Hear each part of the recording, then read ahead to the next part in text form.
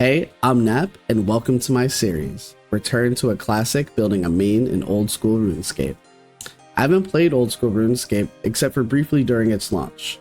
I haven't really played much RuneScape at all in a while.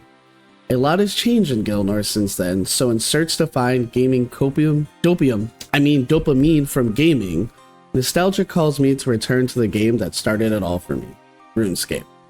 The goal? Build a main to max and explore all Gielinor has to offer.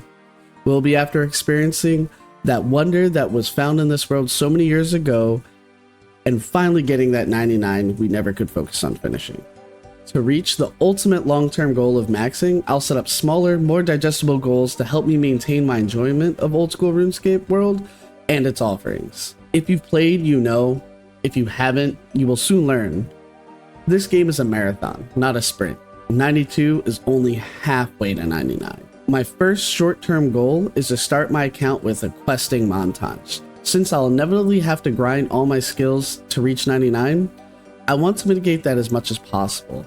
Early game questing provides amazing experience, in addition to unlocking parts of the map, fast travels, and gear. To help me do this, I'll be following the Old School RuneScape's wiki optimal quest guide. They have an Iron Man version and a regular version. Welcome back to our questing journey. We are deep in the trenches now, gentlemen. We are speaking to you from the future. No spoilers.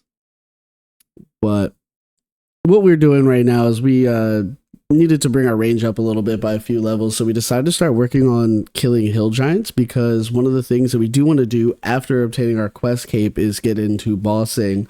Obor being one of the beginning bosses in the game, we definitely want to get all the easy combat tasks done, so we chose Obor, get the keys. We'll probably do the same thing for the moss giants and get those keys and try those bosses. I don't think we'll do it before we get to our quest cape. You know, if we ever somehow lapse in membership, we'll have something that we could go tackle while we're in free to play if we find ourselves there. I know for Obo, one of the achievements is doing it as intended, and I believe that's the same thing for the moss giant boss, which means doing it in free to play because these are free to play bosses. Now, to get these keys, it's like a 1 in 52 drop, something like that. But if you go into the wilderness, it's about half that, or half the chance. So it's like 1 in 16 is the new chance when you're in the wilderness. So we went out there. We wanted to try that. We wanted to dip our toes into the wildy to see how we feel about it, because there's plenty of stuff we're going to have to do out here. And I remember being as a child and getting PK'd and not knowing really how to play this game. I was absolutely terrified of the wilderness, but we want to conquer that fear here. So we started off with the hill giants in the wilderness. We got to our looting bag, I guess a bag used for looting in the wilderness, super useful. We've come up with a couple of things we want to do there, but we'll get to that a bit later. But for now, I would like it if you sit back, relax, grab a cup of tea, and enjoy the questing montage.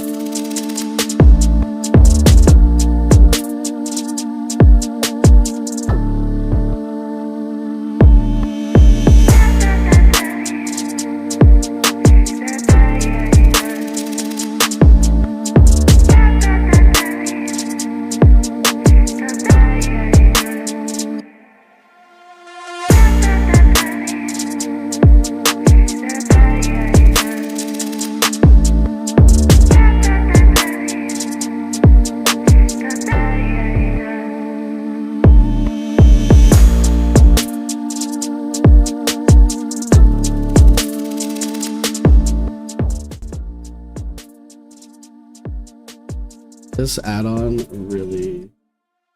really makes this easy. Like this Ruin Light add-on, you know, just changes the game. Cause like I'd have to figure this out, right? All by myself. Which some of these things I'm not really sure how you figure it out besides spending hours clicking around. Or I'd have to like look up a guide, which, you know, I used to do. So like do it, like, you know, follow the steps of a guide. But this makes it automated. Like I'd have to read, be like, okay, okay, that's that item, okay. This, I just right there on the side, read it real quick, follow the dotted lines, like, what? Like this maze, I'm sure would have probably took hours to figure out, right? And it would have taken hours to do.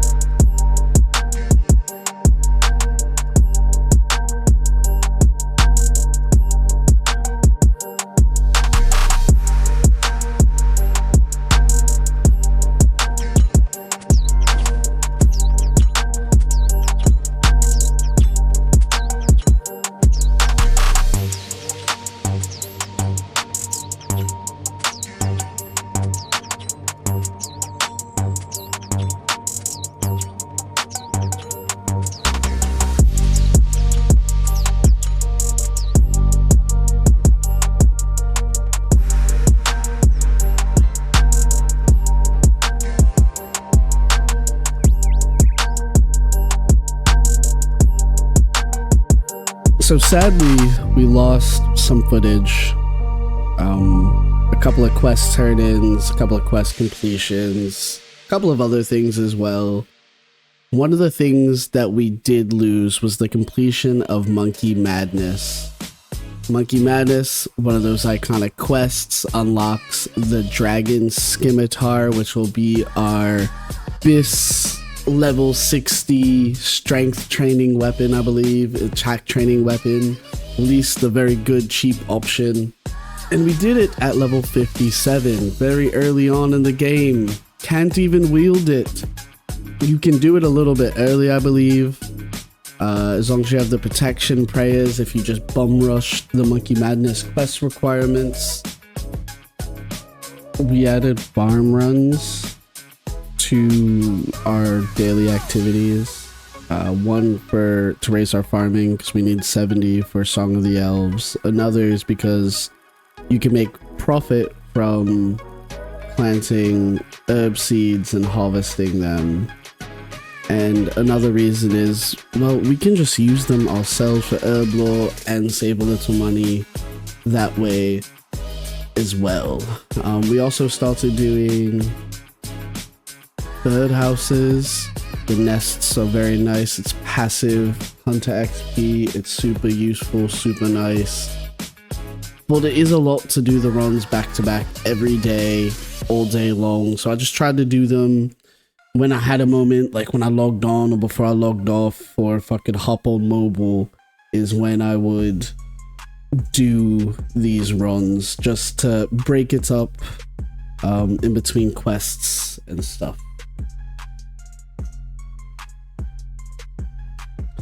So I started working on some Slayer. I needed to boost my range up for a couple of quests, all the way up to 60 for Roving Elves, or what is that, Morning's End Part 1. I got a cannon. The cannon works for some things, but it doesn't work for everything. The second task that I had was a single target creature, so I really didn't do too much damage to it. But then we got this other task for trolls, and I did absolutely no damage. My ranged attack was not it. Even with the cannon, I was barely doing anything at all. And I looked up what is the troll weakness, and I saw that it was magic. I went to the bank, switched my loadout, and I came back with magic, and I absolutely tore them apart. It wasn't even fair. I think that, you know, it's really important that you know your creature's weakness, and it will go a very long way if you do. After hitting 60 magic, I decided to go to the mage arena, where you can get, I believe it's the second best in slot magic cape, one of the god capes. Went through the mini quests of doing this. It was a little fun in the wilderness. I didn't run into anybody, luckily, so it was pretty quick and easy, straightforward. Beat the boss, collect your cape, get your god staff. Each one of the staffs do a different kind of damage. I think the Zami staff does increasing damage. The Saradomin staff reduces magic level, I believe, and I'm not sure what the Gothic staff does, but they're all useful PK. I'm probably never going to use them on this account, but hey, we did it.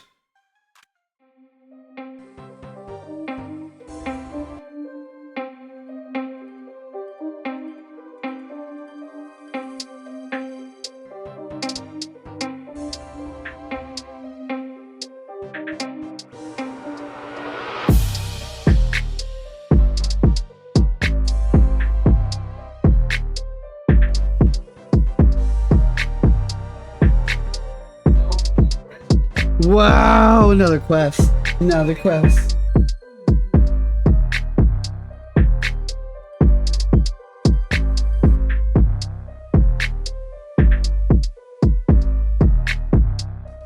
Oh shit, we did it!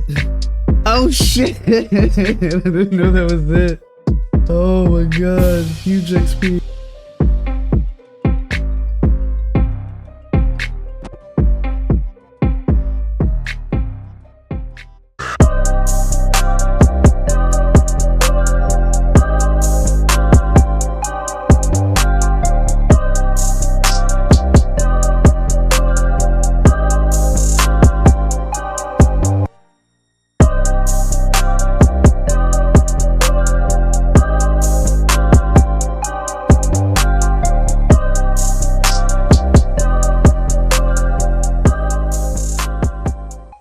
This was probably the hardest quest boss that I've done at this point. Turns out the Ring of Recoil didn't work at all on this guy. I really thought it would do the trick. But I simply was just not prepared for this mechanic, and damn, he wrecked me.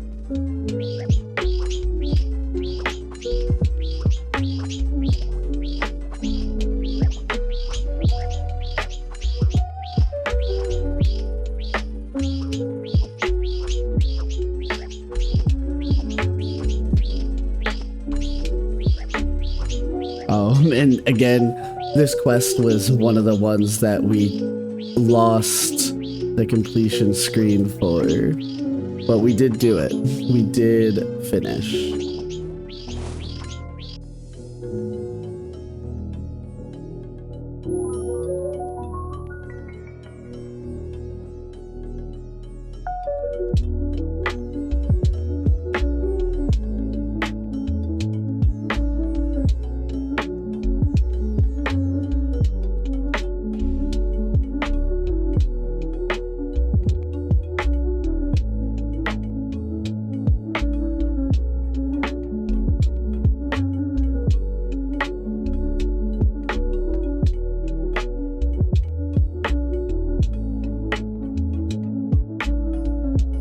Let's go!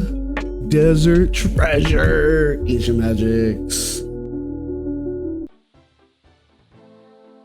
Boy, I'm out to be a legend.